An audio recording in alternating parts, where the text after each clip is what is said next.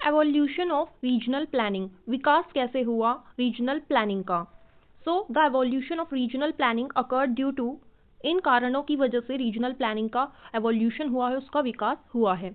सबसे पहले industrial revolution, औद्योगिक क्रांति होने लगी। अर्बन कंजेक्शन, यानी कि शहरी भीड़भाड़ बढ़ने लगी।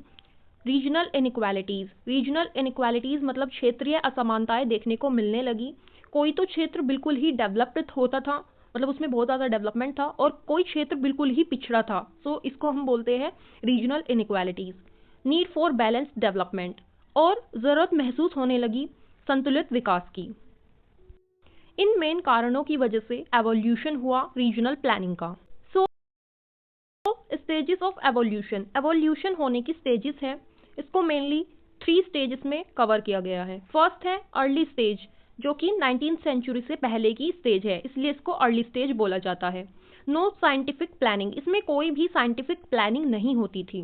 Settlement based on natural resources, जो सेटलमेंट्स थे, मतलब बसावट थी, वो नेचुरल रिसोर्सेज पर आधारित थी। ट्रेडिशनल मेथड्स यूज्ड, पारंपरिक जो मेथड्स हैं, ट्रेडिशनल मेथड्स हैं, उनका यूज किया जाता था। इस टाइम में लोग ज़्यादातर नेचर पर निर्भर रहते थे। देन उसके बाद आया सेकेंड इंडस्ट्रियल पीरियड। सो ये था 19th सेंचुरी का टाइम था जब ये इंडस्ट्रियल पीरियड आया।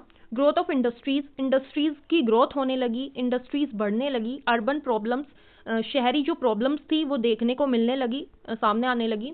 नीड फॉर रीजनल प्लानिंग, और रीजनल प्लानिंग की ज़रूरत महसूस होने लगी। देन उसके बाद है थर्ड एंड फाइनल स्टेज, जो कि है modern period 20th century. Scientific and systematic planning use किए जाने लगी। डेटा, मैप्स और मॉडल का यूज़ होने लगा। Planning at national and regional levels, जो प्लानिंग है वो राष्ट्रीय और क्षेत्रीय स्तर पर होने लगी।